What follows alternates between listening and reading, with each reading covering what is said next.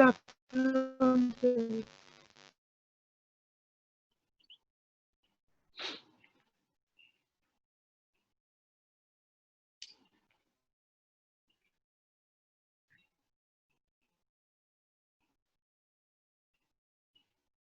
मिला, आप होस्ट बना दो यार।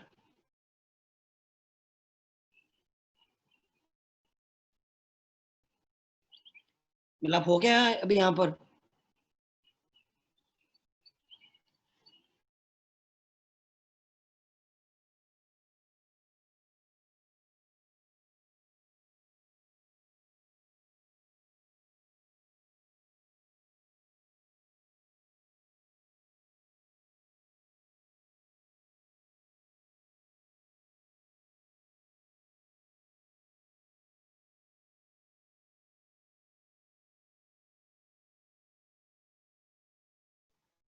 हाँ मिला, बना दो होस्ट।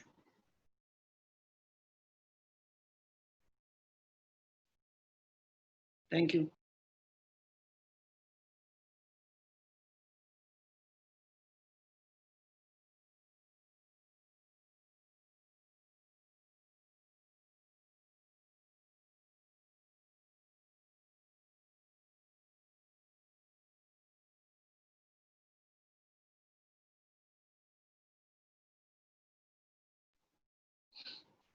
आज क्या करना था हमें? Polarisation. Yes, sir. Yes, sir.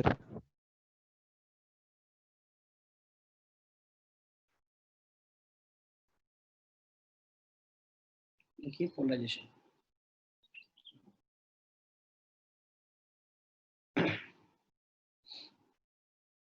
आपके पास क्या है? एक ईएम वेव है ना। लाइट क्या? लाइट ईएम वेव है। और ईएम वेव किसकी बनी होती है? Electric field and magnetic field की। इसका तो हमें आइडिया कि इलेक्ट्रिक फील्ड और मैग्नेटिक फील्ड क्या होते हैं? एक दूसरे की म्यूचुअली Perpendicular. वो तो लाइट इस डायरेक्शन में ट्रेवल कर रही है, तो हम बोलेंगे यहाँ पर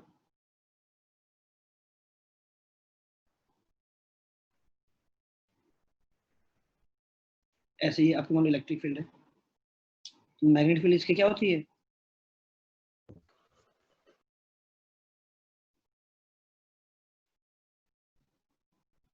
इस तरह से इसके परपेंडिकुलर होती है। Yes, sir. अच्छा, यहाँ मतलब क्या है? जैसे मान लो मैं कोई भी एक पॉइंट पकड़ता हूँ। जैसे मैंने कोई भी एक रैंडम पॉइंट पकड़ा, ये यहाँ पर। तो मैं इस पॉइंट की बात करूँ तो इस पॉइंट पे अभी इस डायग्राम के हिसाब से यहाँ पे इलेक्ट्रिक फील्ड क्या है? इस तरफ है। और जो मैग्नेटिक फील्ड है वो इसके परपेंडिकुलर ऐसे है। और लाइट आपकी इधर ट्रेवल कर रही है, मुझे पता है, राइट? मतलब आपकी तरफ आ रही है।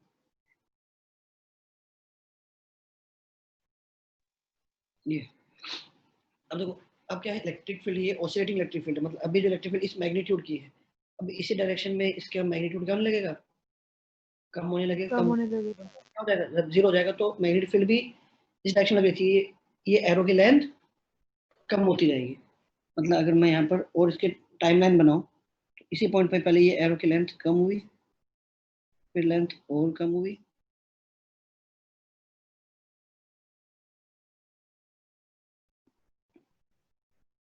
लेंथ कम हुई और कम हुई, जीरो हो गई। फिर अब नेगेटिव में बढ़ने लगी उसी पॉइंट पे, उसी पॉइंट पे जिस पॉइंट में बात कर रहा हूँ। नेगेटिव और बढ़ने लगा, नेगेटिव मैक्सिमम हो गया। ऐसे जो मैग्नेटिक फील्ड की ये जो लेंथ थी, ये लेंथ क्या हो गई? कम हो गई और कम हो गई, अब जीरो हो गई। अब क्या हुआ? मैग्नेटिक फील्ड अपोजिट डायरेक्शन में बढ़ने लगी और बढ़ने लगी और बढ़ने लगी। फिर वापस से ये वाला जो एरो, इस एरो की लेंथ क्या हो जाएगी? पिछली लेंथ हो जाएगी।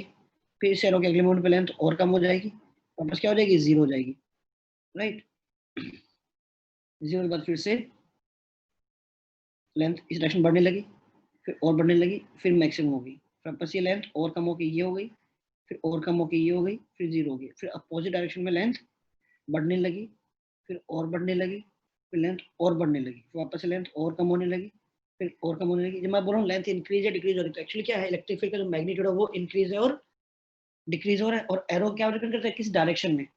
तो एक ही पॉइंट पे इलेक्ट्रिक फील्ड पहले सपोज करो ऊपर की तरफ है, तो ऊपर की तरफ उसका इलेक्ट्रिक फील्ड ऊपर जा नहीं रही है, उसी पॉइंट पे इलेक्ट्रिक फील्ड का मैग्नीट्यूड बस क्या हो रहा है?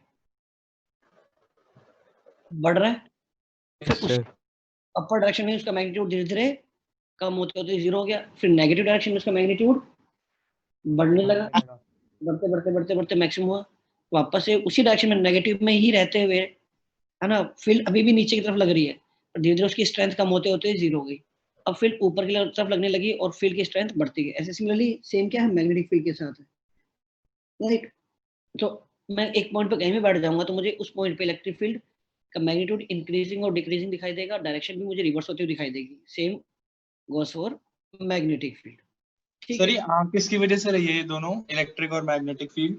ये नेचर है लाइट का। आपके इलेक्ट्रॉन जो होते हैं ना, जो कोई भी सोर्स ऑफ लाइट होगा ना, सोर्स ऑफ लाइट क्या होगा, ऑसिलेटिंग चार्ज पार्टिकल्स होंगे, जो मटेरियल के एटम्स है, एटम्स में क्या होता है, इलेक्ट्रॉन्स की वाइब्रेशन होती है, यस। और वो वाइब्रेशंस की वजह से वो ईएम वेव प्रोड्यूस करते हैं, राइट।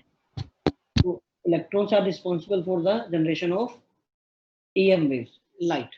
लाइट को प्रोड्यूस करने के लिए एटम चाहिए आपको, एटम के अंदर इलेक्ट्रॉन्स की वाइब्रेशन। देखिए, और वैसे भी मुझे पता है कि कोई भी चीज जो एब्सोल्यूट जीरो पे नहीं है, वो पार्टिकल्स क्या करेंगे, वो एटम्स में इलेक्ट्रॉन्स ऑसिलेट कर रहे होंगे, वाइब्रेट कर रहे होंगे, क्योंकि जब जीरो टेम्परेचर पे नहीं हो तो क्या होगा, आपके पास थर्मल एनर्जी आएगी, तो थर्मल एनर्जी की वजह से इलेक्ट्रॉन वाइब्रेट कर रहे होंगे, आपकी एनर्जी रेडिएट कर रहे होंगे। अब वो कितनी एनर्जी रेडिएट करते हैं वो जरूरी नहीं कि आपको दिखाई दे। जैसे आपकी बॉडी है, आपकी बॉडी भी रेडिएट कर रही है, आपके आसपास का सारा मटेरियल रेडिएट कर रहा है, लेकिन वो इतनी एनर्जी से रेडिएट नहीं कर रहे हैं जो कि आपको दिखाई दे। हो सकता है जो चीज आपको नहीं दिखाई दी है वो कोई और एनिमल है वो देख पाए, या जैसे आपके पास इंफ्रारेड कैमराज होते हैं वो देख पाते हैं, बट अगर वो सफिशिएंट एनर्जी निकालें जो आपको देख पाए, उसी को आप विजिबल लाइट बोल देते हो। सर ये हाँ। एक्सक्यूज मी सर,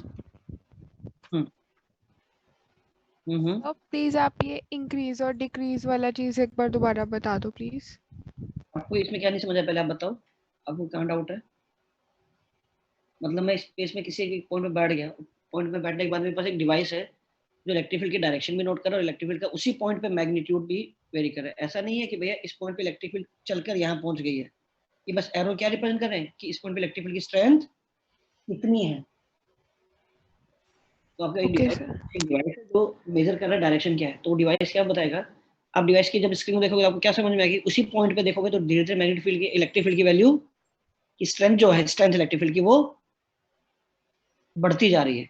और एक और डिस्प्ले है वो बता रहा है कि किस डायरेक्शन में बढ़ रही है। सपोज करो वो आपने बोला अपर डायरेक्शन में बढ़ रही है, फिर आप क्या नोटिस करोगे कुछ देर तक वो स्ट्रेंथ बढ़ी और डायरेक्शन ऊपर की तरफ रही, फिर देखोगे डायरेक्शन ऊपर की तरफ ही, लेकिन अब धीरे धीरे स्ट्रेंथ कम होती गई। तो एक डिस्प्ले आपको दिखा रहा है कि डायरेक्शन क्या है, वो ऊपर की तरफ है। दूसरा डिस्प्ले बता रहा है कि उसमें वो जो नंबर है वो नंबर बढ़ता गया बढ़ता गया बढ़ता गया, और फिर वो नंबर कम होते होते होते 0 हो गया, फिर वो नंबर वापस से बढ़ना चालू हो गया, लेकिन फिर आपने दूसरे डिस्प्ले देखा तो डिस्प्ले में डायरेक्शन क्या हो गई, नीचे की तरफ। अब फिर से नंबर बढ़ रहा है, डायरेक्शन नीचे की तरफ है, फिर से नंबर कम हो रहा है, डायरेक्शन नीचे की तरफ, करते करते 0 हो गया। Yes sir. जब वापस नंबर बढ़ने लगा तो देखा वापस से एरो ऊपर हो गया। मतलब क्या हो रहा है आपको समझ आया कि पेरियोडिकली इलेक्ट्रिक फील्ड में डायरेक्शन चेंज कर रहा है और अपना स्ट्रेंथ भी उसी पॉइंट पे चेंज कर रहा है। चेंज कर रहा है। सर हाँ मैग्नेटिक फील्ड और इलेक्ट्रिक फील्ड इकट्ठे 0 होती है? हाँ, इलेक्ट्रिक फील्ड और मैग्नेटिक फील्ड दोनों ही एक साथ अपने मैक्सिमम पहुंचेगी और एक साथ अपने मिनिमा पे पहुंचेगी। ये है एक प्लेन की। अब मैं इस पे और कोई और इलेक्ट्रिक और उस पे कोई और लाइट सुपर इम्पोज कर दूं तो पॉसिबल है कि कुछ कुछ आपके चेंजेस आने लग जाए, है ना। बट अगर मैं एक सिंपल लाइट की बोलूं, देखो ये एक लाइट है, इसमें क्या है, इसमें आपको समझ आ रहा है कि ये जो आपने प्लेन बनाया है, ये वाला प्लेन,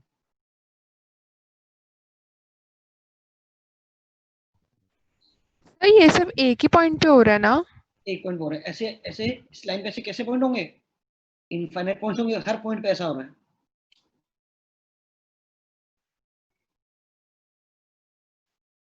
इस प्लेन में इलेक्ट्रिक फील्ड अपनी डायरेक्शन, इलेक्ट्रिक फील्ड इसी प्लेन में ऑसिलेट कर रही है और मैग्नेटिक फील्ड इस प्लेन में ऑसिलेट कर रही है। ठीक है, ये आपका इलेक्ट्रिक फील्ड, ये आपका मैग्नेटिक फील्ड है। मैग्नेटिक फील्ड इस प्लेन में ऑसिलेट कर रही है, इलेक्ट्रिक फील्ड इस प्लेन में ऑसिलेट कर रही है।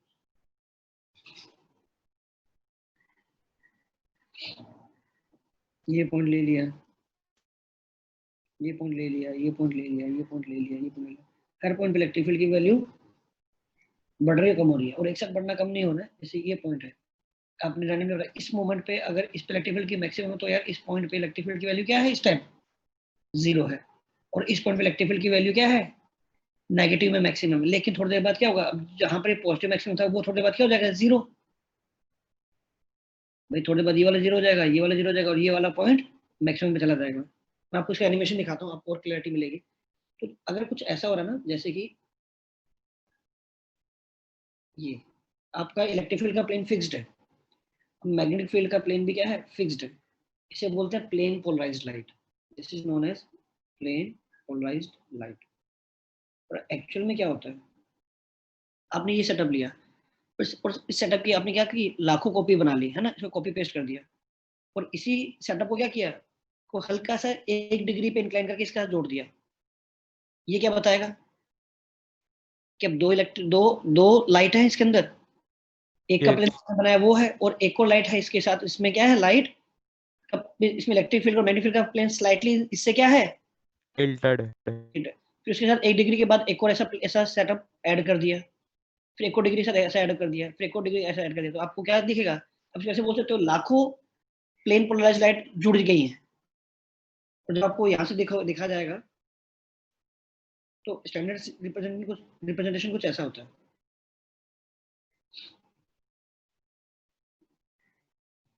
सर देखो इलेक्ट्रिक फील्ड के को ही मैं रिप्रेजेंट कर रहा हूँ, मैग्नेटिक फील्ड को नहीं रिप्रेजेंट कर रहा हूँ, magnetic field is also there. सिर्फ ये क्या है प्लेन पोलराइज्ड लाइट, इसमें इलेक्ट्रिक फील्ड सब इसी प्लेन में ऑसिलेट कर रहा है। इस डायग्राम में देखो तो ये जो ब्लू वाला प्लेन में इसी प्लेन में ऑसिलेट कर रहा है, राइट। अब अगर यहाँ से देखोगे तो आपको सिंपली लाइन दिखाई देगी ना, ये ब्लू वाली लाइन जहाँ से आप देख रहे हो, आपको सब ये लाइन दिखाई देगी दोस्तों। Yes, sir. अब आपने सेम सेटअप लिया, कॉपी पेस्ट किया, उसको 1 डिग्री से रोटेट कर दिया, तो अब आपको एक और प्लेन पोलराइज्ड लाइट देगी जिसका इलेक्ट्रिक फील्ड इस प्लेन में कर रहा है और मैग्नेटिक फील्ड भी प्रेजेंट है, लेकिन वो इसके परपेंडिकुलर होगा, वो दिखा नहीं रहा हूँ। फिर इसके एक और डिग्री पे एक और ऐसा बना दिया, फिर एक और डिग्री पे ऐसा बना दिया, फिर एक और डिग्री पे ऐसा बना दिया, फिर एक और डिग्री पे ऐसा बना दिया।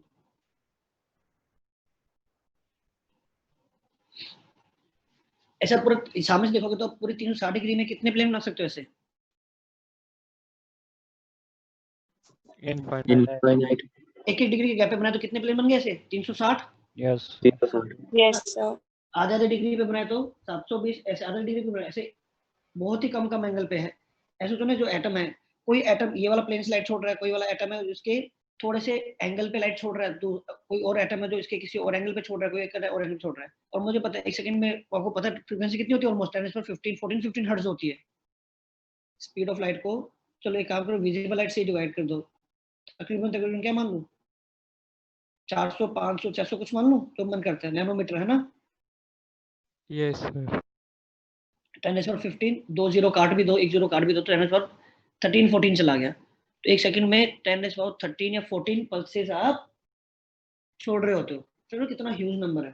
तो हर पॉसिबल प्लेन में, हर पॉसिबल डायरेक्शन में कोई ना कोई प्लेन एग्जिस्ट करेगा। ये इसे क्या बोलते हैं, this is known as unpolarised light.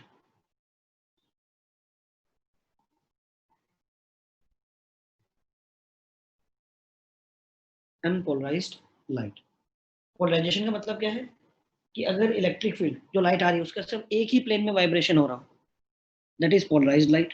और अनपोलराइज्ड का मतलब क्या, अनपोलराइज्ड लाइट वो होता है जिसमें हर पॉसिबल किसी भी डायरेक्शन में देखो कोई ना कोई प्लेन वहां एग्जिस्ट कर रहा होगा जहां पर इलेक्ट्रिक फील्ड वाइब्रेट कर रही होगी। तो अनपोलराइज्ड लाइट को बेसिकली मेंटली क्या सोच सकते हो, it is the combination of infinite.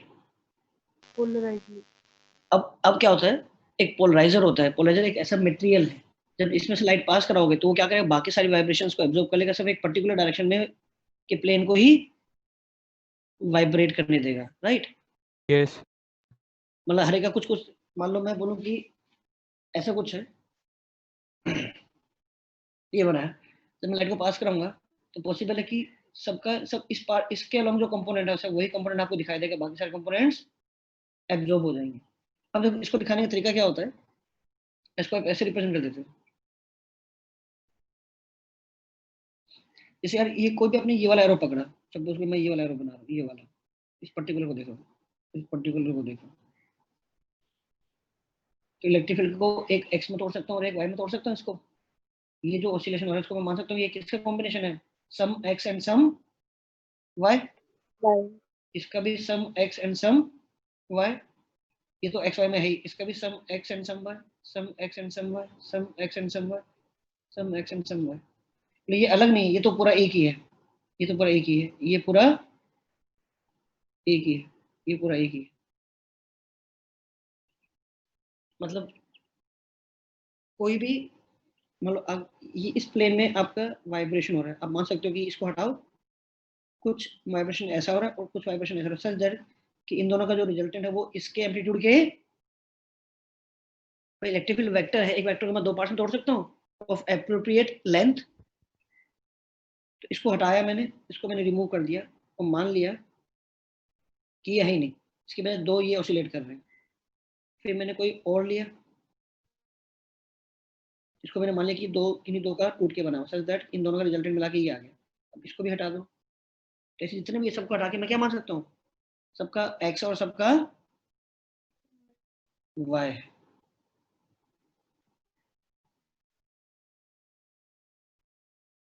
ये है सर हाँ आपने ये बोला था जो प्लेन पोलराइज लाइट होती है वो एक फिक्स प्लेन में वाइब्रेट करते हैं, उसमें पार्टिकल्स, हाँ, पार्टिकल नहीं है, electric field. Electric field, sorry. हाँ हाँ सर सर जब आपने बताया था कि फ्रीक्वेंसी काफी लार्ज होती है, तब आपने ये भी बोला था कि अगर नॉर्मल ऐसे हो तो वो अनपोलराइज्ड होती है लाइट। वो सर मतलब कुछ ऐसे नहीं कर सकते कि प्रोड्यूस ही प्लेन पोलराइज्ड हो?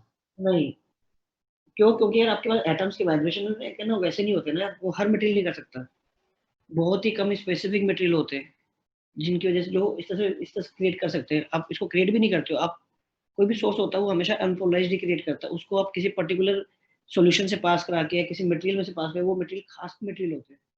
आपने नाम सुना हो, एक भी नाम सुना है निकोल प्रिज्म का? Yes sir. Yes sir. उसमें एक वो ऐसा मटेरियल होता है, उसमें जब लाइट पास कराओगे तो वो प्लेन पोलराइज हो जाता है, मतलब आपका जो प्लेन ऑफ वाइब्रेशन सबका वो रेस्ट्रिक्ट हो जाता है। Excuse me sir.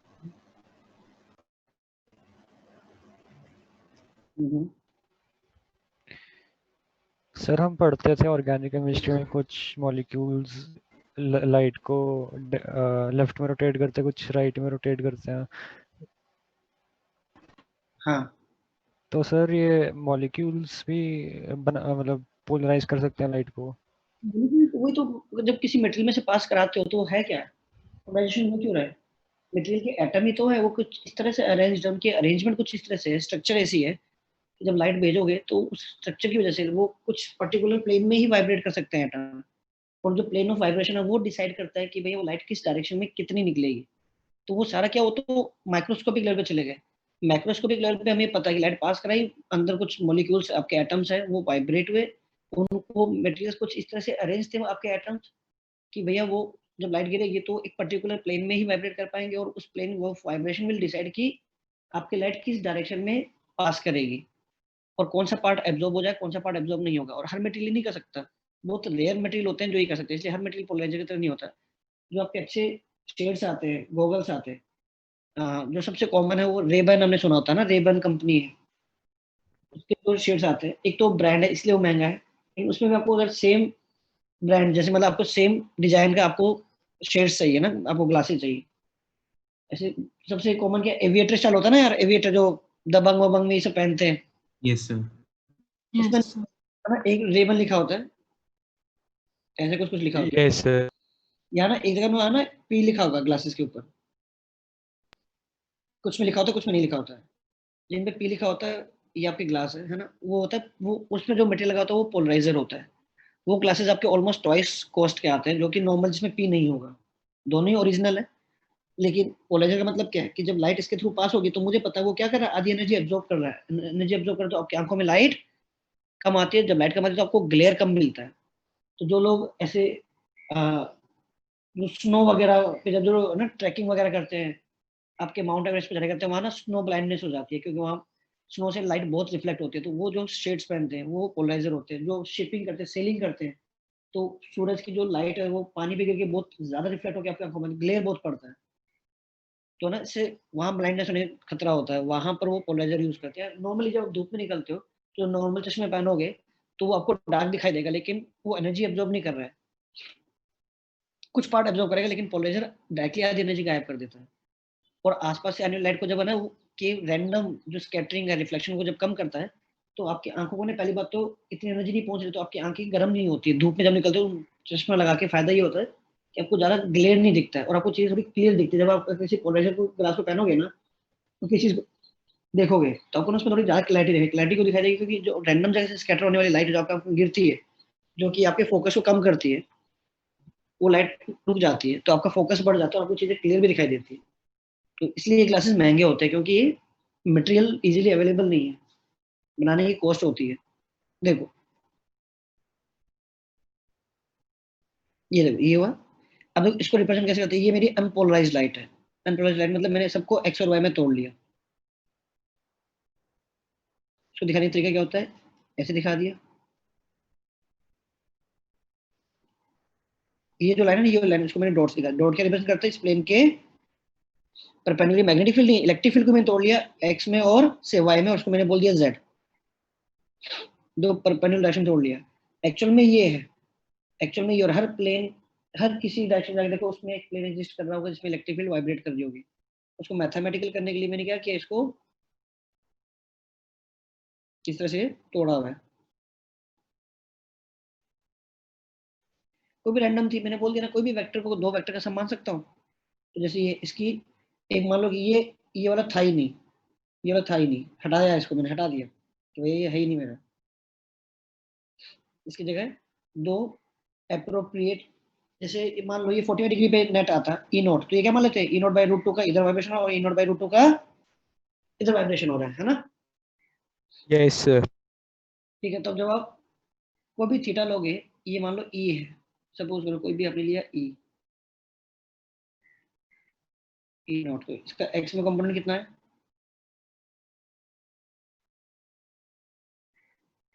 और वाई में कंपोनेंट कितना है, सही है। Yes sir. तो इस ई नोट को हटा के मैंने क्या मान लिया कि यहाँ ई नोट cos थीटा का वाइब्रेशन हो रहा है और यहाँ ई नोट sin थीटा का वाइब्रेशन हो रहा है। फिर मैं कोई और ई लूंगा, उसका थीटा कुछ और होगा ना, उसका थीटा कुछ और होगा। अच्छा, उसका अपना sin थीटा आ जाएगा और cos थीटा आ जाएगा। फिर दूसरे वाले के लोग हैं, उसका अपना sin थीटा आएगा, cos थीटा आएगा, उसका अपना sin थीटा आएगा, cos थीटा आएगा। करते करते सबको क्या कर दोगे, ऐड कर दोगे। सबको ऐड करने के बाद कुछ आपको x मिला, कुछ आपको y मिला। ये बात बताओ, एक चीज देखना, ये है इंटेंसिटी किस पर डिपेंड करती है, इसके एम्पलीट्यूड। अगर ये ई नॉट एम्पलीट्यूड है तो एक्स में एम्पलीट्यूड कितना, ई नॉट इसका स्क्वायर कर दो, क्या है E not square cos theta, और ये E not square sin square theta. इसकी जो एवरेज वैल्यू आएगी, क्योंकि हमें तो एवरेज दिखाई देती है ना यार।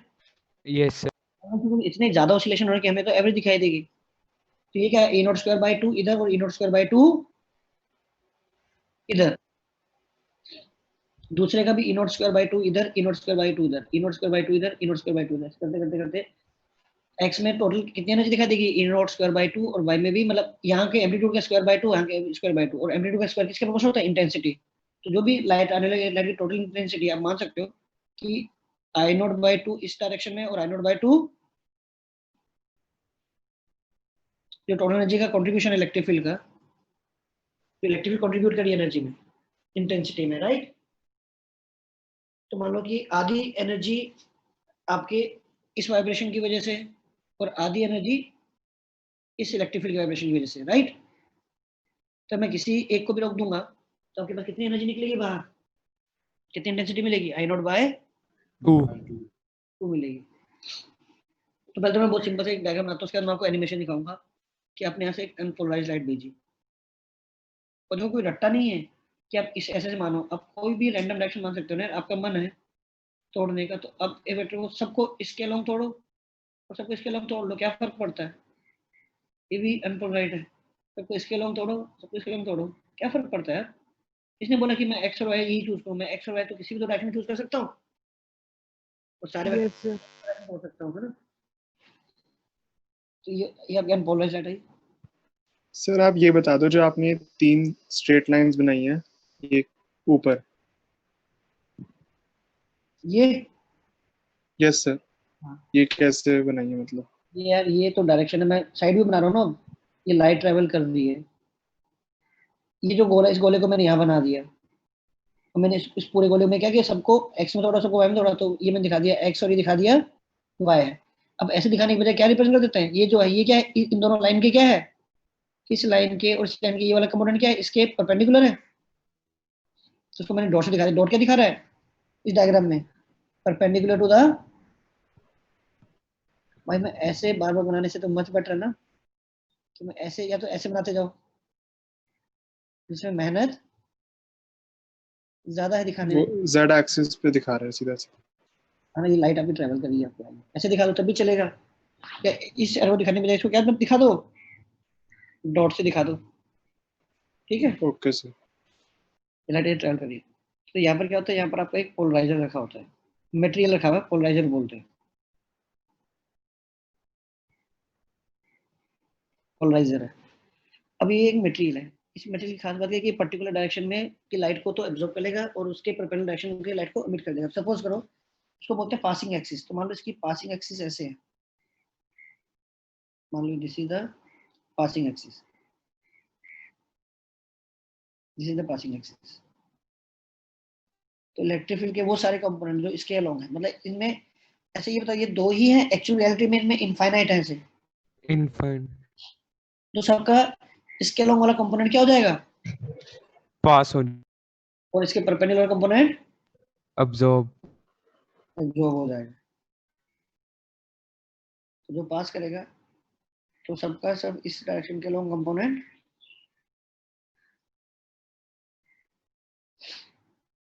ये हो गया।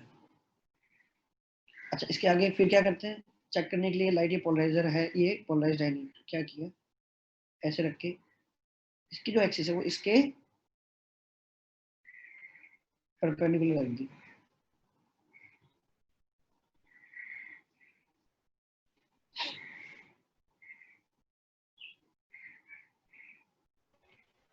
सर ये पोलराइजर में स्लिट बनाया है हमने।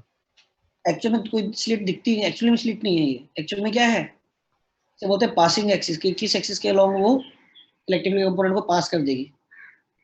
बट दिखाने का तरीका है ऐसे, कि ऐसे दिखाने का मतलब आपको समझ आ रहा है कि ये क्या है, इसके अलोंग वाले कंपोनेंट पास हो जाएंगे और इसमें इसके अलोंग वाले पास हो, लेकिन अभी इसके अलोंग कुछ है ही नहीं। एक बात बताओ, अगर ये पोलराइज नहीं होती तो यहाँ कितनी इंटेंसिटी मिलती, अगर मान लो ये अनपोलराइज होती तो यहाँ कितनी इंटेंसिटी मिलती है आगे, I not by 2। I not by 2। ऐसे अगर मैं अनपोलराइज लाइट भेजूं,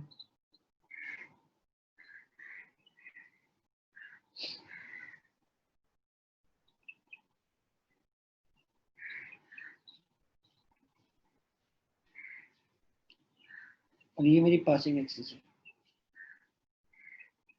ये ऐसे, ये इसके परपेंडिकुलर है, मेरी पासिंग एक्सिस ऐसे कुछ है।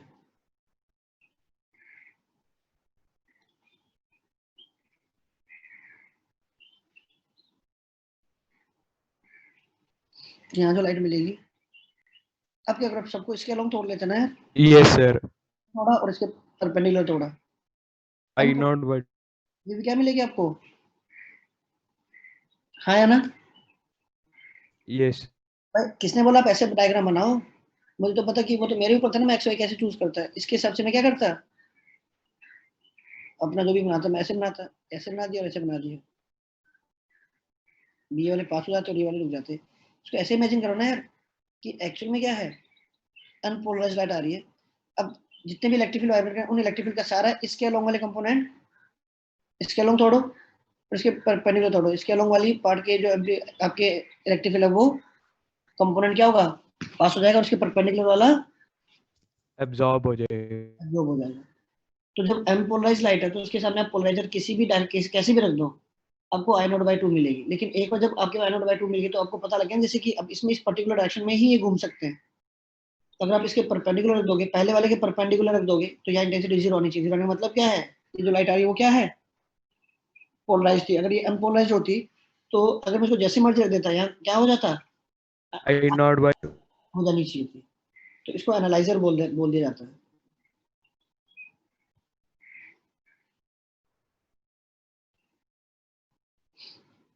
इसको बोला जाता है एनालाइजर।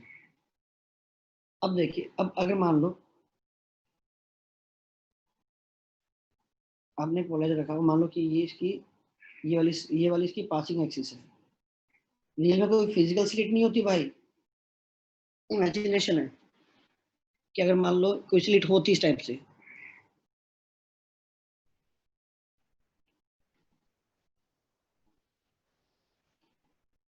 ये अनपोलराइज्ड लाइट आई,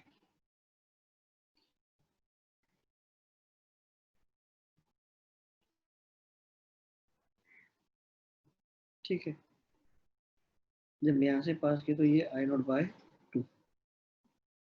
और इन टर्म्स ऑफ एम्पलीट्यूड की बात की जाए, अगर यहाँ पे इलेक्ट्रिक फील्ड का एम्पलीट्यूड ए था तो यहाँ एक्चुअली कितना हो गया, ए बाय √2 हो गया। समझ आ रही है बात? Yes, sir. Yes, sir. ए तो जब यहाँ पहुंचे तो एम्पलीट्यूड क्या हो जाएगा, ए बाय √2। अब आपने एक और पोलराइजर रखा जो इसके परपेंडिकुलर नहीं है,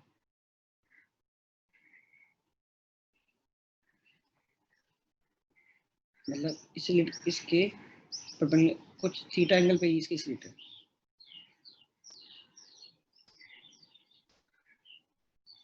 अब बताओ क्या हुआ, कंपोनेंट्स पास हो जाएंगे। आपको समझ में आ रहा है बिल्कुल सही कि भैया पहले ऊपर वाले केस में क्या हो रहा था, यहाँ पर जब इलेक्ट्रिक फील्ड का जो कंपोनेंट था इस डायरेक्शन में कितना आ रहा था, 0 आ रहा था।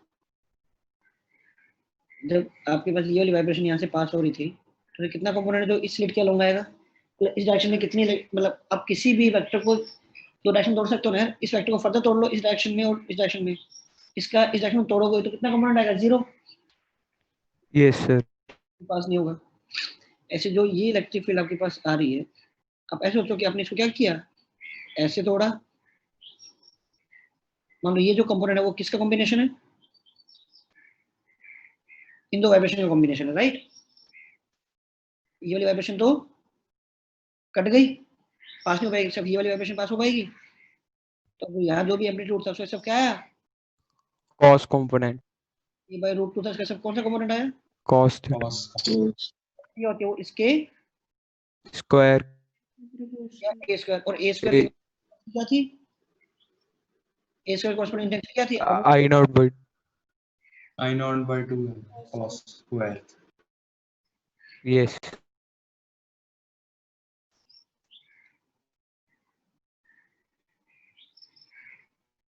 सर ये दोबारा बताना, कॉस वाला। अगर ये मेरी वाइब्रेशन हो रही है और ये मेरी पासिंग स्लिट है, तो मैंने अभी देखा था मैं किसी भी वेक्टर को ये जो ऑसिलेशन हो रहा है उसको मान सकता हूँ कि ऑसिलेशन किसका बना हुआ है, इसका एंड इसका बना हुआ है।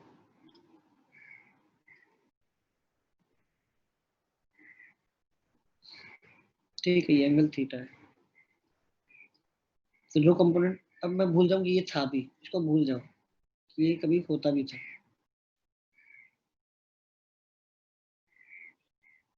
भूल जाते कि था। अब बस मानो कि ये दो एक्चुअली में ये दो वाइब्रेशन हो रही थी, ये वाली वाइब्रेशन तो एब्जॉर्ब हो जाएगी, सब ये वाली वाइब्रेशन बचेगी। तो इसका अगर एम्पलीट्यूड ए था, ए बाय √2 था, ये क्या, ए बाय √2 का कॉस थीटा और ए बाय √2 का साइन थीटा, ए बाय √2 का साइन थीटा आपको एब्जॉर्ब हो गया, और सब जो पास हुआ यहाँ से सबके कौन सा पास हुआ, a by √2 cos theta। Intensity देखिए तो इंटेंसिटी क्या है, जो भी एम्पलीट्यूड आया निकल के उसका स्क्वायर होता है, उसे स्क्वायर कर दिया। Yes sir. A square corresponding intensity थी आई नॉट, ए इसका स्क्वायर करो, A square by 2, A square by क्या हो गया, आई नॉट बाय 2 हो गया, ये माइनस लो है। अच्छा, आई नॉट क्या है, या तो इसको क्या बोल दो, इंटेंसिटी ऑफ Unpolar. बाय,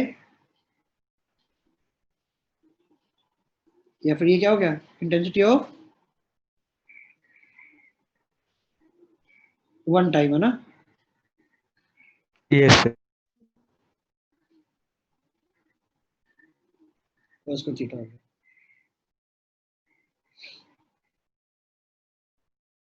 तो मोशन डायरेक्टली क्या आता है कि दो पोलराइजर रखे हुए हैं, ये भी भैया पोलराइजर ही है, इसको नाम एनालाइजर दिया है क्योंकि एनालाइजर में काम आता है तो क्या एक्चुअली में ये भी पोलराइड मटेरियल है, पोलराइजर है। तो क्वेश्चन आ रहा था कि भाई एक अनपोलराइज लाइट आई, पहले पोलराइजर से पास की और फिर उसके बाद दूसरे पोलराइजर से पास की, दूसरे पोलराइजर के पास होने वाली इंटेंसिटी आपको इनिशियल का 1/8 से मिल रही है, या फिर आपको बोल दिया कि 1/8 से मिल रही है, तो what is the angle between two polariser?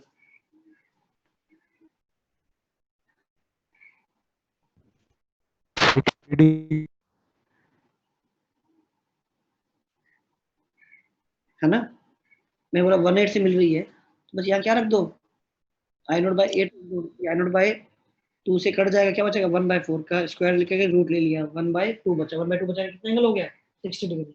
60, ठीक है। सर yes यहाँ पे I0/2 मैक्सिमम इंटेंसिटी होगी।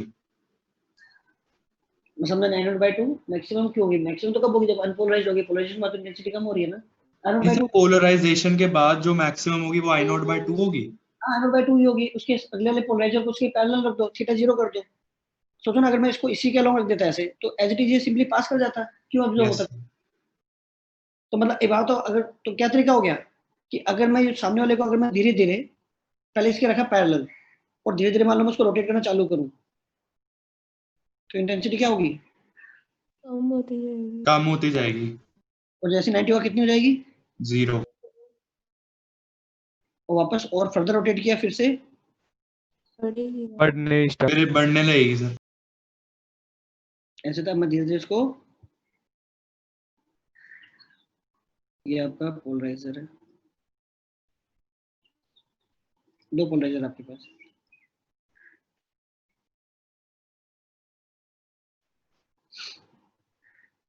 है ना। तो यहाँ से मान लो अगर ये सब ये पास हो रहा है, तो अभी इस डायग्राम के हिसाब से क्या होगा, ये आगे भी एज इट इज पास कर जाएगा।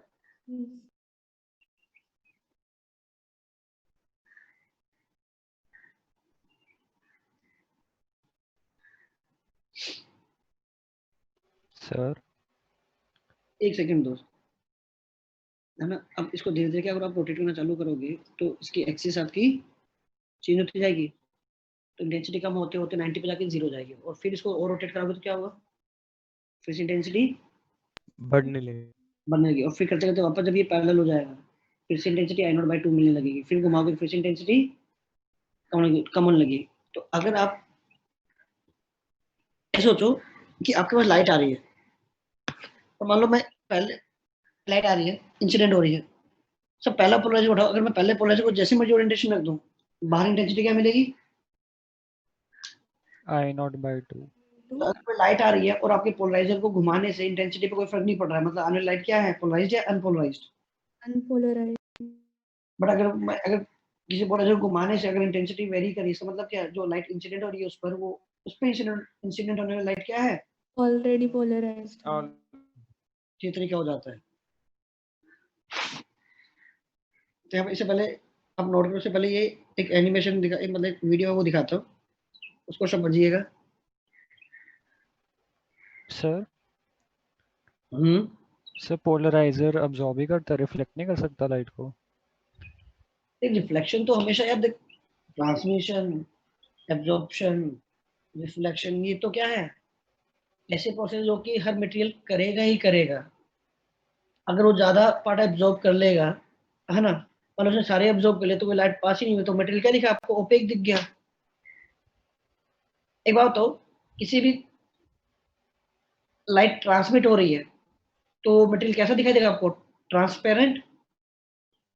यस सर तो जो भी ये मटेरियल है वो सारे ट्रांसपेरेंट मटेरियल है, ताकि लाइट आपकी दूसरी तक पहुंचे तो सही, है कि नहीं। अगर वो सारे ऑब्जर्व कर लेगा तो मतलब वो ट्रांसपेरेंट क्यों दिखाई देगा। आप तो चाहते हो ना इस मटेरियल के थ्रू लाइट पास करे, पास कर, तो ये मटेरियल होता है कि ग्लास व्लास जैसे दिखते हैं, जो निकल प्रिज्म वगैरह वो इस तरह के मटेरियल होते हैं जो ट्रांसपेरेंट होते हैं। अब ट्रांसपेरेंट का मतलब ये नहीं कि जैसे आपका कांच होता है बहुत ज्यादा ट्रांसपेरेंट है, कोई वो ऐसे भी होते हैं जो बहुत ज्यादा ट्रांसपेरेंट, लेकिन उनकी ट्रांसपेरेंसी बहुत कम है, वो ज्यादा ऑब्जर्व कर रहे होंगे। तो जो ज्यादा ट्रांसपेरेंट होंगे वो कम ऑब्जर्व कर रहे होंगे, तो रिफ्लेक्ट तो करते ही करता है हर मटेरियल।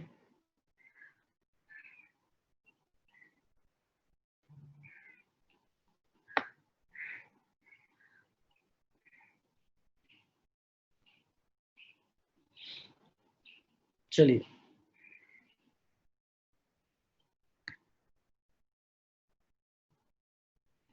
अरे ये यूट्यूब वाला पेज दिखाई दे रहा है? Yes sir. Yes. चलिए, In classical physics, light can be thought of as a wave of electric and magnetic fields. अच्छा अब तक के तो नहीं आ रहा? नहीं No, सर। sir. अब देखो, अब मैं यहाँ पे कुछ चीज समझाता हूँ जो मैं बता रहा था कि जब आप कोई भी एक पॉइंट से आपने ये वाला पॉइंट पकड़ लिया, ये वाला पॉइंट, इस वाले पॉइंट पे इसी जो मैंने कर्सर रखा है इसी पे फोकस करते रहो। अब क्या दिखा देगा, यहाँ पर जो एरो है, एरो की इसकी जो लेंथ है वो लेंथ इंक्रीज होगी डिक्रीज होगी। और आपको यहाँ दिखाई दे रहा है, देखो यहाँ पर एक साथ क्या हो रही है, जी मैंने रैंडमली ये पकड़ लिया, इस कर्सर पे बस फोकस करते रहो। अच्छा इससे ज्यादा आसान क्या है, मैं इस जीरो वाले पे चला जाता हूँ, जीरो वाले पे कर्सर किया, अभी ये जीरो है, पर अभी यहाँ पर क्या होगी वैल्यू, Buddy. इंक्रीज करने लगी। ये देखो ये है, ये जीरो हुआ। Suppose that we have two of direction- these electro. मतलब देखो ये Suppose that we have समझ आया आपको क्या बनाया था? और ऐसा ही सब ये पॉइंट नहीं है, अभी two यहाँ of पर जहाँ पर these zero है, electromagnetic fields. अभी कहीं और जीरो तो अभी यहाँ जीरो होगा। देखो ये यहाँ इस कर्सर पे जीरो हुआ, फिर डायरेक्शन चेंज हो गई। Suppose that we have two of these यहाँ तक सॉर्टेड है यस yes सर। ना? एक ही पॉइंट पे इलेक्ट्रिक की वैल्यू बढ़ती है, फिर कम होके जीरो हो जाती है, फिर नेगेटिव में बढ़ती है, फिर जीरो हो जाती है। फिर आज ये इस पॉइंट पे जीरो है, तो जब इस पे नॉन जीरो तो किसी और पॉइंट पे जीरो होगी, फिर जिस पे आज जीरो है उस पे वैल्यू नॉन जीरो नहीं लगेगी, और आपके वाले पॉइंट पे बाद में वैल्यू जीरो हो जाएगी। तो ये देखो वापस एक बार देख लो कैसे हो रहा है। देखो वेव की तरह ही तो है। Suppose that we have two of these electromagnetic waves in the exact same region of space. At each point in space and time, their electric fields will add like vectors. अच्छा देखो उन्होंने क्या बनाया, इन्होंने क्या कि दो वेव को सुपर इम्पोज किया एग्जैक्टली एकदम सिमेट्रिकली। तो जैसे ये वाले ऐड होंगे, देखो yes. And their magnetic fields will add like vectors. Amplitude बढ़ जाएगा। In this case, the two waves add together to form a new electromagnetic wave with a higher amplitude.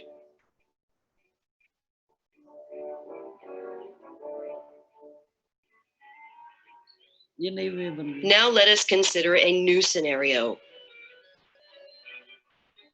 We again have two electromagnetic waves in the same region of space, but this अब देखना, अभी तो उन्होंने क्या बनाया था कि जो दोनों इलेक्ट्रिक फील्ड थे वो एग्जैक्टली एक दूसरे पर ओवरलैप किए हुए थे, ठीक है। अब ये क्या करेंगे कि जो इलेक्ट्रिक फील्ड वाला जो प्लेन है उसमें एक वो नई इलेक्ट्रिक फील्ड ऐड करें, लेकिन उसका प्लेन स्लाइटली डिफरेंट है। तो जो नई वेव आएगी वो कहाँ आएगी, उन दोनों के रिजल्टेंट। तो आपको नई डायरेक्शन में आपको एक वेव दिखाई देगी जिसमें इलेक्ट्रिक फील्ड ऑसिलेट कर रहा है। अब रिवर्स सोचो कि अगर आपको किसी भी डायरेक्शन में कोई इलेक्ट्रिक फील्ड ऑसिलेट करते हुए दिखाई दे रहा है तो आप उसको मान सकते हो ना कि वो दो कंपोनेंट्स से बना है। तो जब मैं पीछे भी दिखा रहा था कि भैया मैं रैंडम प्लेन में मूव करा तो मैं उसको हमेशा उसको हटा देता था और उसी को मान लिया कि उसका कुछ पार्ट एक्स में एक वेव है और वाई में एक वेव है, बस, है ना। अब देखिए time, they are not oriented in the same direction. तो 90 डिग्री पे ले गए।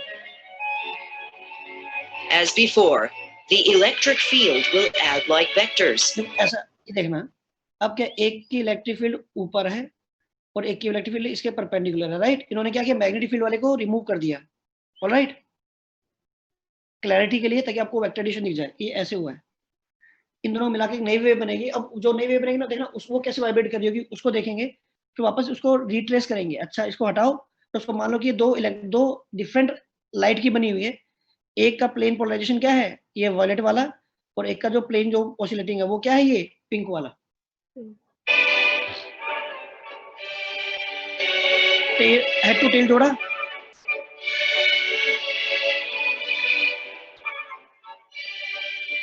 ये इनका रिजल्टेंट, ये इनका रिजल्टेंट, सही है।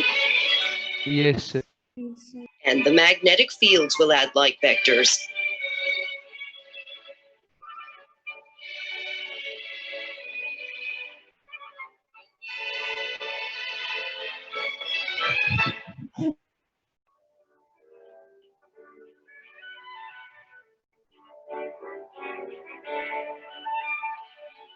This time, the two waves add together to form a new electromagnetic wave with its orientation changed as shown. भाई चमका? Yes. Yes, sir. Yes, sir. अच्छे से क्लैरिटी मिल रही है? तो अब उल्टा सोचो, ये आपको कोई वेव दी हुई है, आप तो इसको मान सकते हो कि ये वेव है ही नहीं, इसकी वजह जो आपने जो पिछली दो वेव थी आप उनको मान सकते हो? भाई इनके पास जो एनर्जी है ऑब्वियसली उन दोनों वेव को मिला के भी आपके एनर्जी उतनी एनर्जी थोड़ी बढ़ जाएगी, तो है ना? तो ये जो किसी एंगल में वाइब्रेट कर रहा है, ये क्या है? कोई ऐसे सोचो कि भाई अपने अनपोलराइज्ड लाइट में क्या था, ऐसे ऐसे ऐसी वाली वेव्स बहुत सारी है, इन सारी वेव को आपने क्या किया, एक्स और वाई में तोड़ लिया, तो आपके पास क्या इनफाइनाइट वेव्स है जो एक्स में ऑसिलेट कर रही है और इनफाइनाइट वेव्स है जो वाई में तो क्या हुआ, एक्स में जितनी भी वेव्स ऑसिलेट कर रही है उन सबके पास आई नॉट बाई 2 इंटेंसिटी है, और जो वाई में ऑसिलेट उन सबके पास जो इंटेंसिटी है वो आई नॉट बाई 2 है, और किसी एक पार्ट को अगर एक्स वाले को रोक दोगे तब आई नॉट बाई 2 पास होगी, वाई वाले को दो तब आई नॉट बाई 2 पास होगी। और एक चीज, आप एक्स और वाई में क्यों तोड़ रहे हो, आप रैंडमली किसी एक डायरेक्शन में तोड़ लो, दूसरा उसके अपने आप परपेंडिकुलर बन जाएगा, आप सारी वेव को मान लो इन दो डायरेक्शन में मिलके बनी हुई है।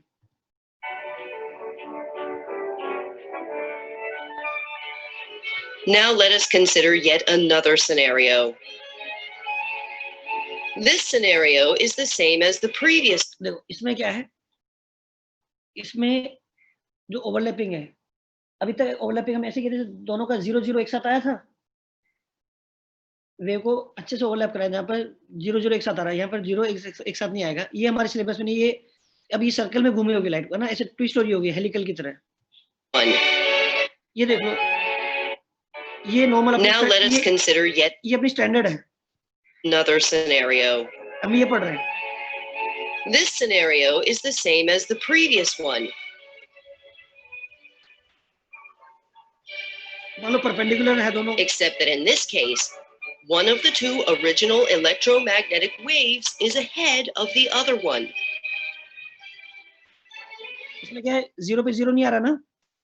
Yes.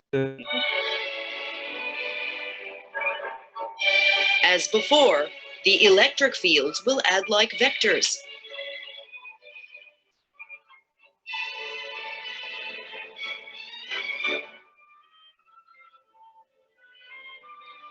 अच्छा वेक्टर एडिशन कैसे करते, ऐसे करते हैं ना, जहां पहला खत्म होता है दूसरा वहां से, जैसे ये लिया, ये जहां खत्म हुआ दूसरे की टेल वहां से चालू हुई, दूसरा जहां खत्म होगा वहां से तीसरा चालू होगा, तीसरा जहां खत्म होगा वहां चौथा चालू होगा, पॉलीगन लॉ याद आ रहा है?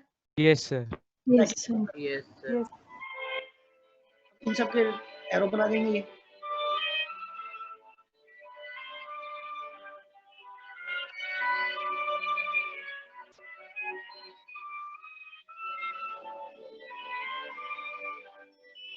And the magnetic fields will add like vectors.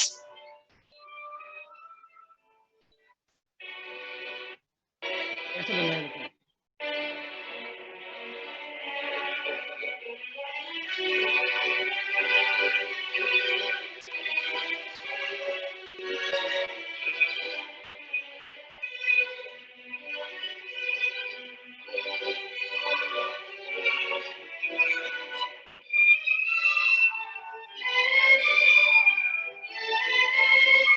This time, the new electromagnetic wave continuously rotates through space and time as shown.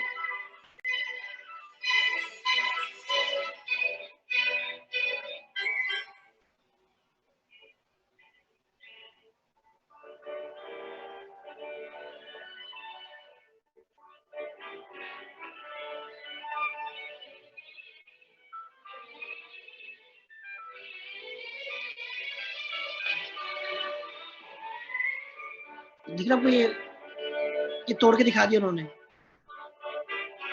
तोड़ के दिखाया हुआ, ये इनका रिजल्टेंट दिखाया हुआ।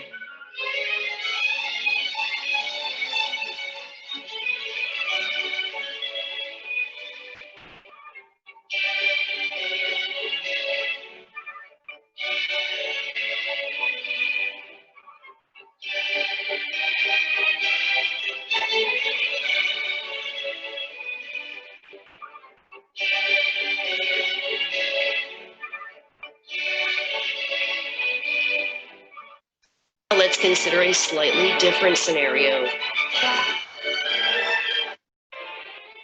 Hey, ठीक है, हमें इनकी जरूरत नहीं है।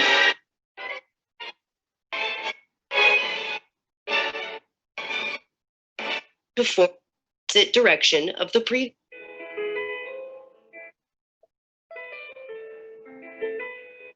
So, if the light consists, देखो ये अपना वाला केस आएगा जो हम देख रहे थे। On the other hand, if the light consists of electromagnetic waves that are all aligned in the same direction as shown, we refer to it as linearly polar. अच्छा, इसमें आपको तीन चीज दिखाई हुई है ना, तीन वेव है। हर वेव क्या है? हर वेव लीनियरली पोलराइज्ड है। Yes sir. ऐसा क्यों? क्योंकि हर वेव को देखो तो उसमें इलेक्ट्रिक फील्ड एक पर्टिकुलर प्लेन में वाइब्रेट कर रहा है और मैग्नेटिक फील्ड उसके परपेंडिकुलर प्लेन में वाइब्रेट कर रहा है। अच्छा, इन तीनों को अगर मैं ओवरलैप कर दूं तो मुझे क्या दिखेगी? Unpolarised light. क्योंकि कोई एटम ये वाली भेज रहा होगा, कोई एटम अगली वाली भेज रहा होगा, कोई एटम ये वाली भेज रहा होगा, राइट? हर एक लीनियरली पोलराइज्ड है, लेकिन एक्चुअल जब ये तीनों कंबाइन हो जाएंगे तो वो क्या दिखेगा? हर पर्टिकुलर डायरेक्शन में इलेक्ट्रिक फील्ड वाइब्रेट करती हुई दिखाई देगी। ठीक है क्लास? Yes sir. इससे पहले हमने जो अपने नोटबुक में डायग्राम बनाया था, जिसमें हमने बनाया था कि हर डायरेक्शन में कर रही है ना, उनको उन्होंने उठाकर तोड़ दिया। एक डायरेक्शन को यहाँ दिखा दिया, दूसरे को यहाँ दिखा दिया, तीसरे को यहाँ दिखा दिया।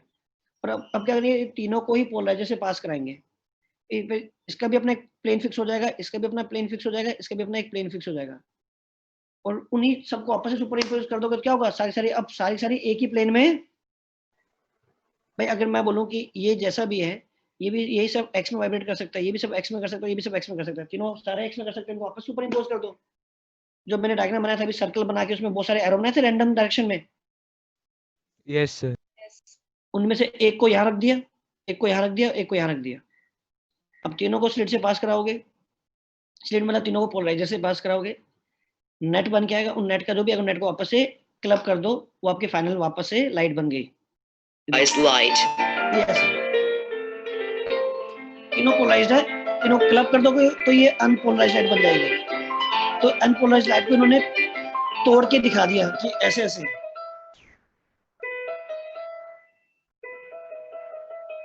Most light sources, such as light bulbs, candles, and the sun, produce light that is composed of electromagnetic waves that are all oriented in different directions.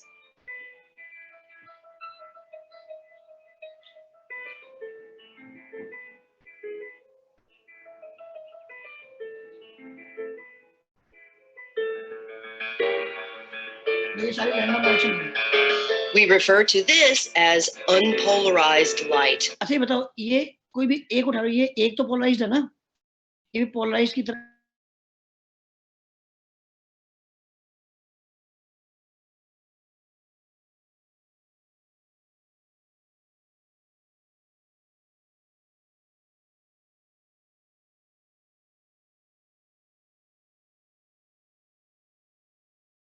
One minute 37 seconds later. तो वो जोड़ दोगे तो क्या जाएगा? Intensity I0/2। इससे पहले वाले की इसकी जोड़ो, इसकी इंटेंसिटी प्लस इसकी इंटेंसिटी प्लस इसकी इंटेंसिटी को जोड़ो तो क्या मिलेगा? Total intensity I0। इंडिविजुअल की I0 नहीं है, इन सब का सम, इन सब का जो सम है वो I0 है। और यहाँ पे इंडिविजुअल की I0/2 नहीं है, इन सब के सम की क्या है? अलग अलग लोकेशन पर रख के दिखा रहा था कि आपको डायग्राम में दिख जाए। अगर मैं तीनों को ओवरलैप करके दिखाता तो आप समझ ही नहीं पाते क्या चल रहा है। Polarized light is able to exit the material.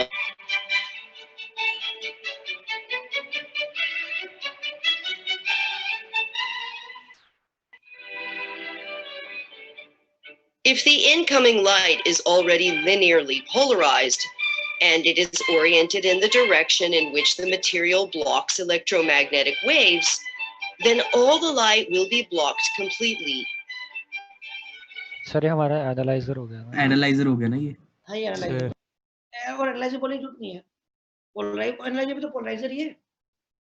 अगर आने वाली लाइट ऑलरेडी पोलराइज्ड है, उसके सामने अगर कोई भी आप एक और पोलराइजर रख दोगे जो उसके परपेंडिकुलर है, जिसकी पासिंग एक्सिस क्या है? प्लेन के परपेंडिकुलर है, तो क्या हो जाएगा? 0। अच्छा, अरे ये कोई भी पोलराइज्ड लाइट है, इसके आगे कुछ नहीं मिला, ये भी पोलराइज्ड, इसके आगे कुछ नहीं मिला, ये भी पोलराइज्ड लाइट है, इसके आगे कुछ नहीं मिला। या इन तीनों को कंबाइन कर दो तो फिर से क्या है, एक पोलराइज लाइट है जिसकी इंटेंसिटी ओरिजिनल का क्या थी, आधा थी, बाहर क्या मिला, 0।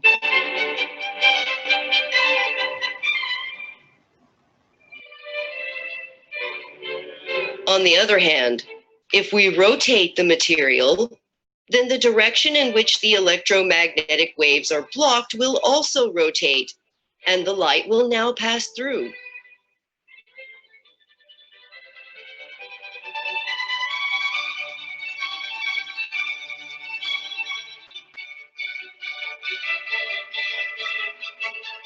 Suppose we start out with unpolarized light.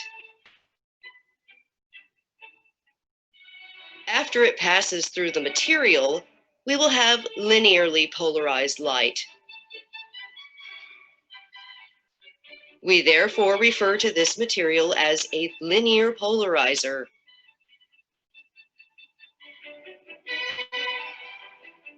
Suppose we add another linear polarizer, as shown.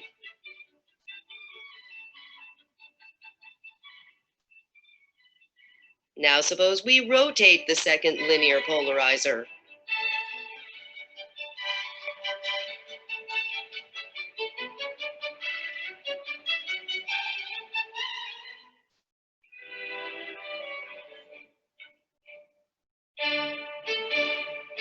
If the two polarizers are 90 degrees to each other, no light is able to pass through. समझ में आया? Yes, sir. Yes, sir. अब clarity मिल गई सारी? Now let us add a third linear polarizer, located in between the first two, as is shown. Suppose we rotate this third linear polarizer by some amount between 0 and 90 degrees. अच्छा ये interesting है, इसमें मैं question भी पूछूंगा।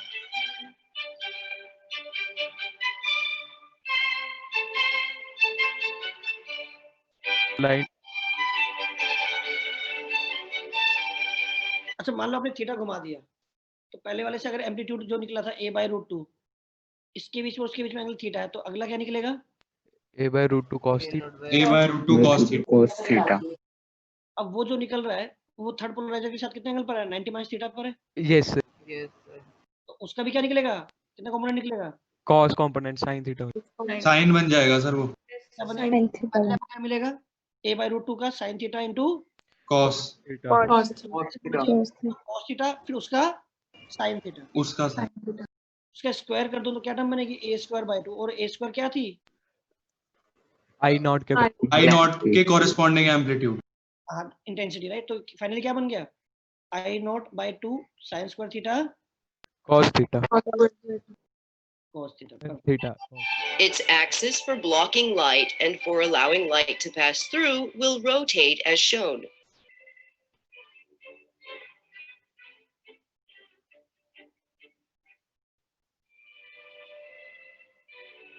The linearly polarized light entering this polarizer can be thought of as a combination of two electromagnetic waves, each aligned along one of the polarizer's two axes. ध्यान देना, Waves.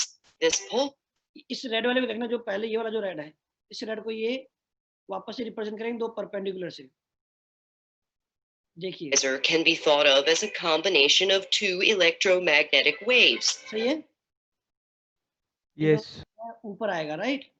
Yes sir. अच्छा मेरे को ऐसे क्यों तोड़ा, क्योंकि देखो इसकी जो एक्सिस थी वो ऐसी थी, तो ये एक्सिस जैसे पास कर सकती है, मैंने उसी के लोग तोड़ा और दूसरा उसके अपने परपेंडिकुलर बन गया, राइट? Yes. Yes, sir. अरे रिजल्टेंट से रिलेट कर रहे हैं। ऑब्वियसली वेक्टर्स है, वेक्टर तो रिजल्टेंट ही है ना यार। स्टार्टिंग में बोला है इलेक्ट्रिक फील्ड क्या होता है? स्केलर या वेक्टर? Vector. वेक्टर है सर। हाँ, तो कोई भी एक वेक्टर को फर्दर मान सकते हो, दो वेक्टर के मिलके बना हुआ है। तो देखो ये जो था ना, ये इसकी जो पासिंग डायरेक्शन थी, मैंने उसी के लोग पहले वाले को तोड़ा, जब ये एक बनाते तो दूसरा अपने आप उसके परपेंडिकुलर बन गया। फिर से देखो ये Polarizer can be thought of as a combination of two electromagnetic. देखो ये ऐसे है ना, ये ऊपर है तो कैसे तोड़ा है? जो इसके लोग पास कर सकता था, एक वहां लिया और दूसरा उसके परपेंडिकुलर लिया of appropriate amplitude such that की रिजल्टेंट ये आ जाए। Waves, each aligned along. अब देखो, अब यहाँ से कौन सा पास हुआ? सिर्फ ब्लू पर्पल हाँ, ये ब्लू वाला जो भी पर्पल है वॉयलेट है ना, तो यस सर ये वाला पास हुआ। अब इसकी पासिंग एक्सिस क्या है? हॉरिजॉन्टल। ये इसके वो डैश लाइन पे मत जाओ। ये देखो ये फाइनली क्या निकला, हॉरिजॉन्टल निकल रहा है ना।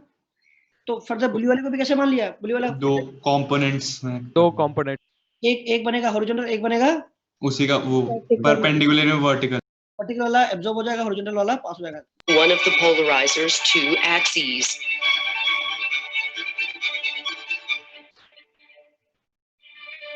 Only one of these two electromagnetic waves will pass through.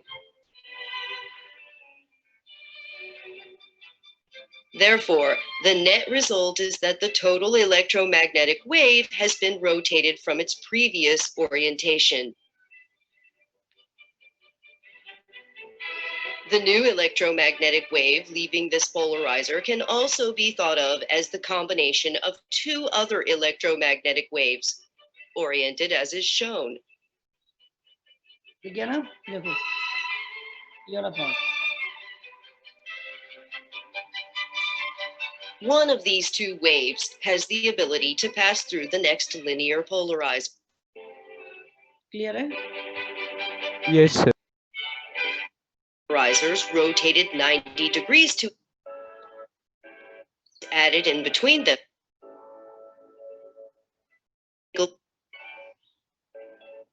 In empty space, light always travels at the same speed, but slow down by a different. चलिए डन।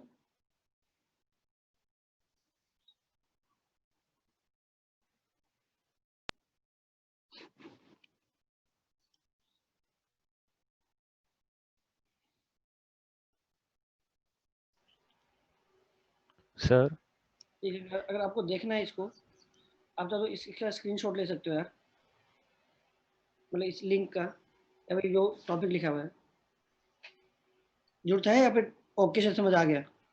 सर बता दो सर लिंक एक बार। आगे से तुम ये देख लो, दिख रहा है, ये स्क्रीनशॉट ले लो अगर इसका, आपको समझ में आ जाएगी कि कौन किसका चैनल है और क्या सर्च करना है। सर सर अभी वीडियो में लिखा था light travels eight same speed for all observers, ऐसा कैसे हो सकता है? ये तो थ्योरी ऑफ रिलेटिविटी है दोस्त। ऐसा क्यों? अगर आप अपनी स्पीड को बढ़ाओगे तो आपके लिए क्या हो जाएगी, लेंथ और टाइम चेंज होने लगेगा ना यार। ये तो थ्योरी ऑफ रिलेटिविटी है कि आपको बोलते हैं ना कि आप स्पीड ऑफ लाइट से आगे कैसे जा सकते हो। जब आप फास्ट होने लगोगे तो आपके लिए डिस्टेंस और टाइम आपके चेंज होने लगे, सर कि फिर से आपके लिए जो स्पीड ऑफ लाइट आएगी वो फिर से सेम आ जाएगी। That is the theory of relativity. चलिए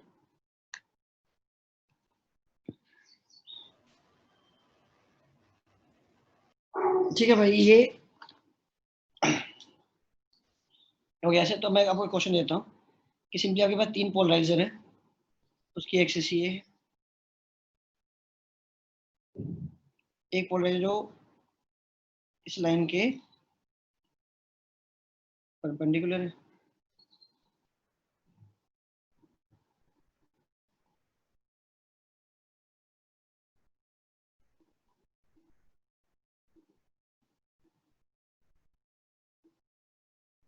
ये एंगल थीटा है, right. Polariser 1, polariser 2 and polariser 3। यहाँ पर आपने अनपोलराइज्ड लाइट भेजी, इसकी इंटेंसिटी थी आई नॉट, और फाइनली जो मिल रही है इसकी इंटेंसिटी है आई नॉट बाय से 8। Find theta.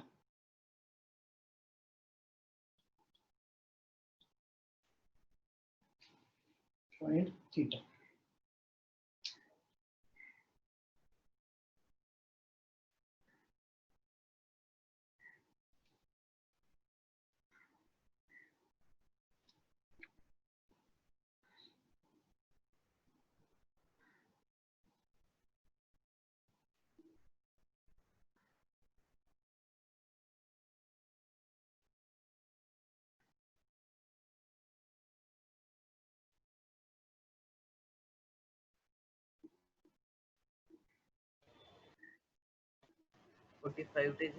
यस सर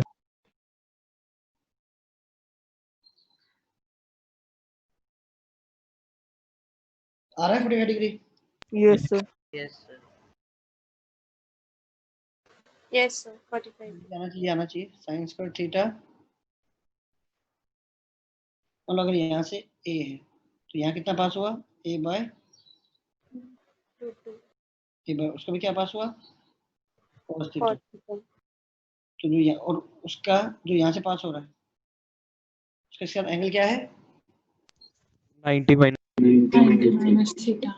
पास होगा इस डायरेक्शन में पास होगा, क्या पास होगा? इसका भी क्या लेना है? Cos 90 minus theta. Cos theta. 90 minus theta. Value put कर दो, बात बन जाएगी। 45 डिग्री आ गया।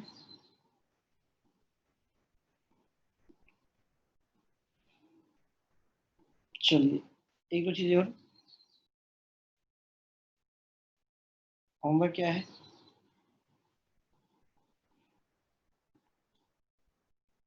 Read polarisation from NCERT. Theoretical topic है, पढ़ लेना। एक दो चीजें जो मुझे इसमें और डिस्कस करनी हो, मतलब आप पढ़ोगे तो आप वैसे नोट कर लोगे, लेकिन जो आपको याद है वो ये है कि एक तो चीज क्या होती है, जैसे आपके पास कोई भी सरफेस है, कोई लाइट आती है, जैसे कुछ पार्ट आपका रिफ्लेक्ट हो गया, कुछ पार्ट आपका रिफ्रैक्ट हो गया, है ना। ये मीडियम 1 है, ये मीडियम 2 है। तो that angle of incidence for which reflected and refracted rays are perpendicular। जब ऐसा होता है कि आपने क्या एक चीज नोटिस की गई, एक साइंटिस्ट था ब्रूस्टर, उसने क्या नोटिस किया कि जब भी रिफ्लेक्टेड एंड रिफ्रैक्टेड दोनों एक दूसरे की म्यूचुअली परपेंडिकुलर है, तो जो रिफ्लेक्टेड लाइट होगी दैट इज प्लेन पोलराइज्ड। ये जो जा रही है ये क्या है? ये कंप्लीटली पोलराइज नहीं है, ये क्या है, इसमें कुछ ना कुछ अभी आपकी पोलराइजेशन कंप्लीट हुआ नहीं, लेकिन ये जो होगी तो एट ब्रूस्टर एंगल जो रिफ्लेक्टेड लाइट होती है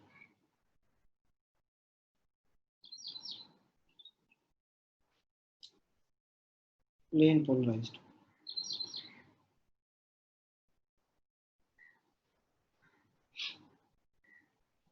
खास बात क्या है? ब्रूस्टर एंगल वो एंगल होता है जिस पे reflected and reflected are mutually perpendicular to each other.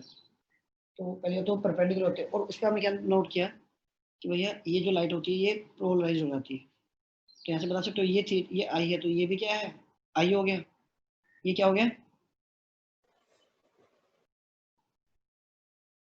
mu1 sin i equals to mu2 sin 90 minus. ये 90 माइनस आई हो जाएगा क्या? Yes, sir. ये हो गया cos आएगा, तो ये tan i कितना है? mu2 upon mu1. mu2 by mu. Generally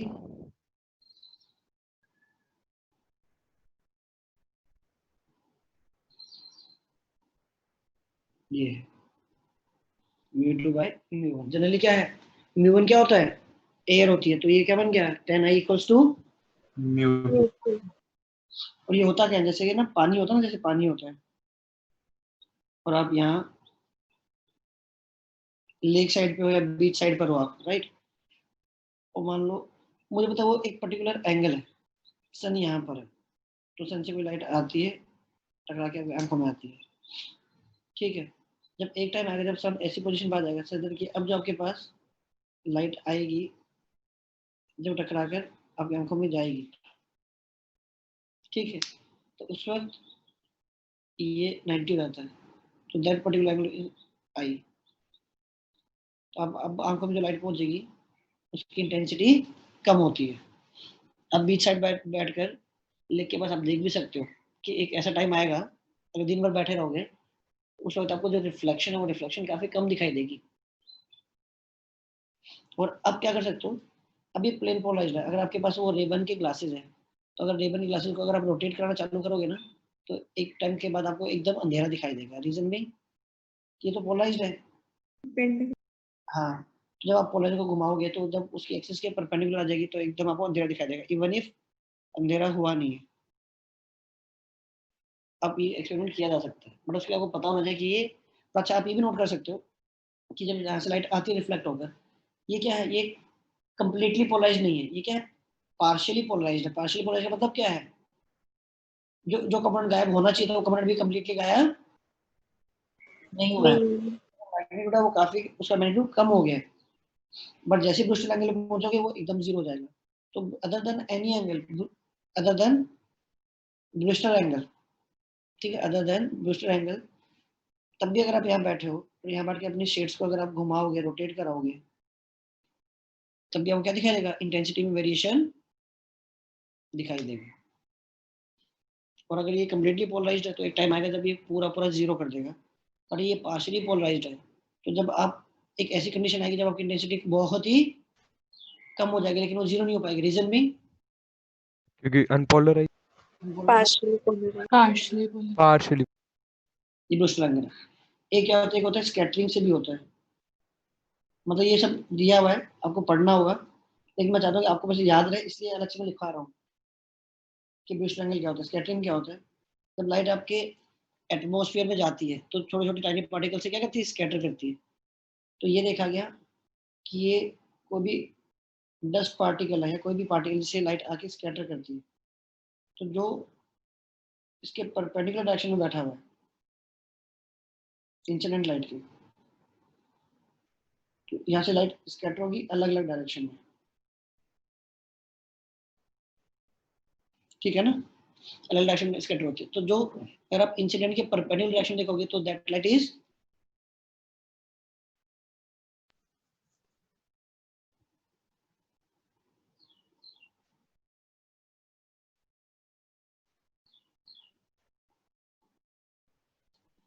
बस ये याद रखना, क्या पता कहीं कोई जेई मेंस में कहीं कुछ पूछ ले कि लाइट इंसिडेंट हुई थी तो किस डायरेक्शन में आप खड़े रहना प्रेफर करोगे सच दैट कि आपको पोलराइज्ड लाइट दिखाई देगी। तो इंसिडेंट के परपेंडिकुलर डायरेक्शन में चले जाओ, आपको प्लेन पोलराइज्ड लाइट दिखाई देगी। तो इम्पोर्टेंट है बस आपके लिए कि आप एक बार जरूर ये एनसीईआरटी से पढ़ो, टाइम मिलता है तो आप एचसीवी वगैरह किसी और बुक से भी एक बार थ्योरी पढ़ सकते हो। जेई के लिए इम्पोर्टेंट नहीं है, एडवांस में तो है नहीं, मेन से भी ऐसा कोई खास इस पर क्वेश्चन आते नहीं, आना तो डायफ्रेक्शन पे आके रह जाते हैं। स्टिल आपको थ्योरी पता होनी चाहिए, जो आपको बोर्ड वगैरह में या फिर आप बिट्स वगैरह का एग्जाम देते हो तो बिट्स में डायरेक्टली ब्रूस्टर एंगल पे क्वेश्चन आ जाता है, ठीक है, कोई ऐसा कोई मुश्किल या कोई रॉकेट साइंस जैसा नहीं है, लेकिन बस ठीक है, आपको जब तक टर्म नहीं पता होगी आप कर नहीं पाओगे।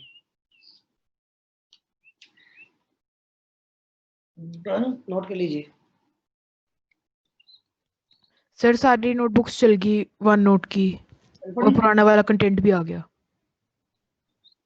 सही है, अब तो नोट नहीं कर लो, कहाँ से नोट करना वैसे,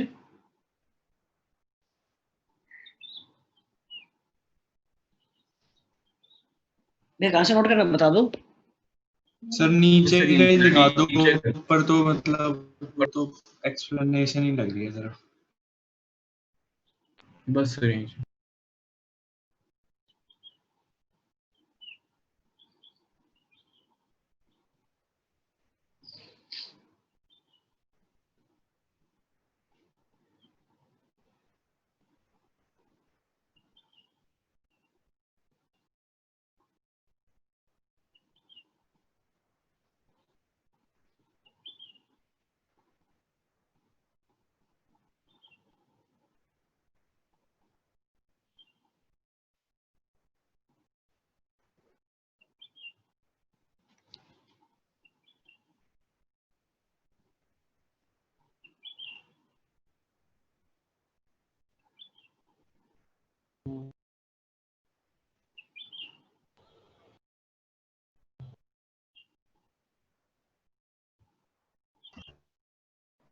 सर थोड़ा और ऊपर कर दो प्लीज।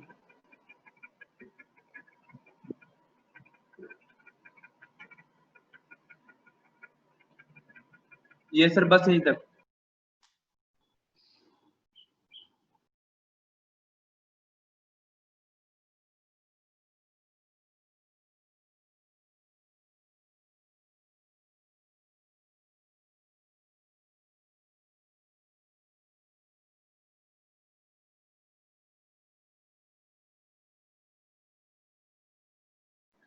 डन सर, चाहे नीचे कर लो।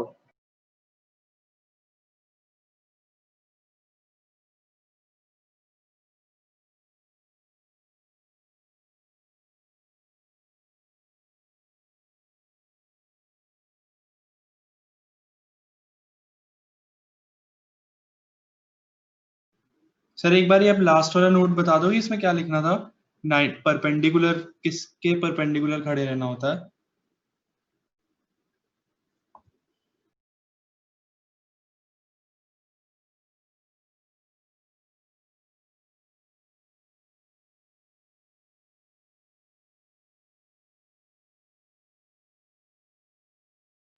सॉरी यार, म्यूट था।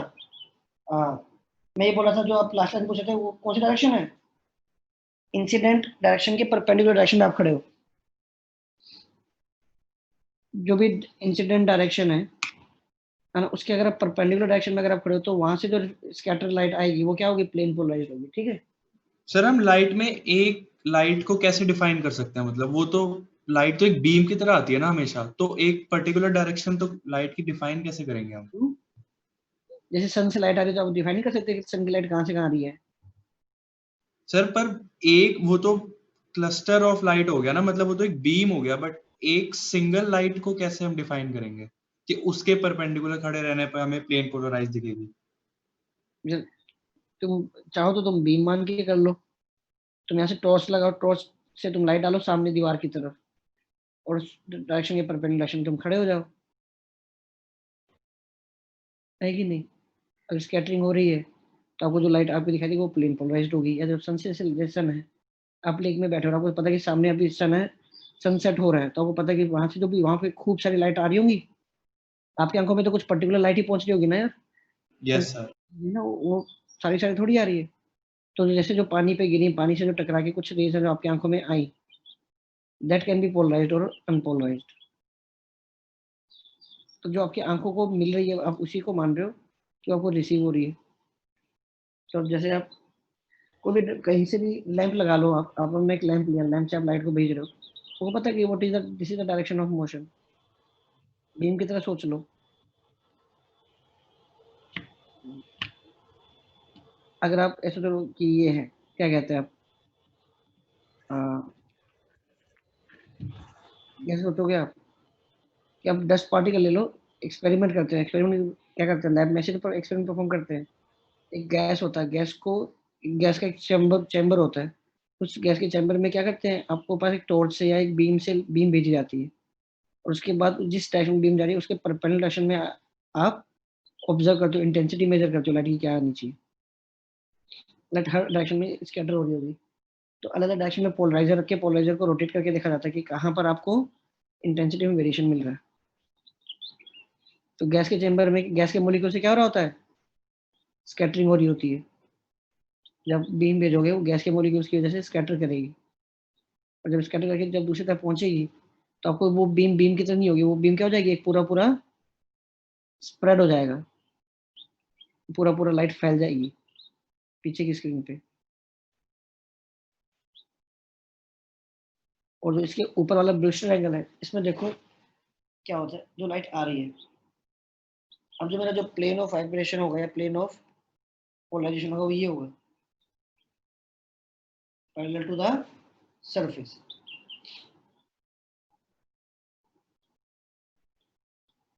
अब इसको ऐसे क्यों तोड़ रहे हो? मुझे पता है अब जो वाइब्रेशन होगा ये होगा ऐसे। और 3D में देखने ट्राई करें तो मान लो कुछ ये ऐसी सरफेस है, लाइट इंसिडेंट होकर चली गई, तो आपके पास इस सरफेस के पैरेलल वाइब्रेशंस है।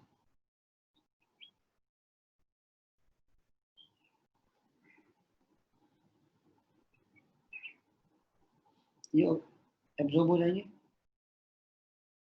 जो सरफेस के पैरेलल वाले हैं वो रह जाएंगे। मतलब ये वाली जो वाइब्रेशंस है ये रह जाएंगी, और ये वाली वाइब्रेशंस खत्म हो जाएंगी। तो अभी भी थोड़ा अच्छा नहीं बना, हम इसके पैरेलल बनाना है।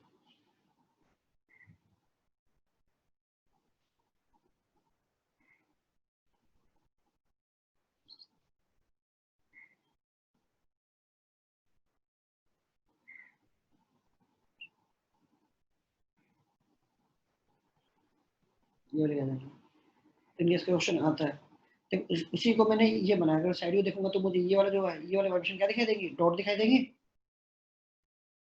और ये वाले जो है ये वाले कट होने वाले डॉट वाले रह जाएंगे। अगर आप साइड से देखोगे दोस्तों, अगर आप यहाँ से देख रहे हो तो ऑब्वियसली आपको क्या दिखाई देगा, ये जो है ये आपको कैसे दिखाई देंगे, डॉट की तरह, और ये जो है इस लाइन के परपेंडिकुलर आपको ये दिखाई देंगे।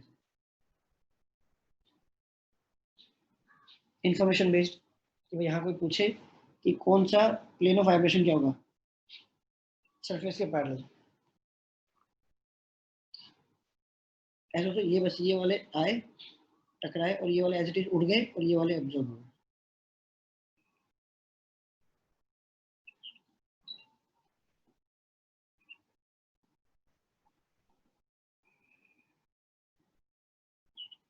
चलिए आगे बढ़ते हैं, खत्म करते हैं।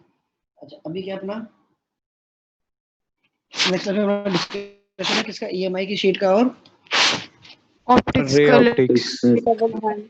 का लेवल 1। ठीक है चलो ब्रेक के बाद कंटिन्यू करते हैं।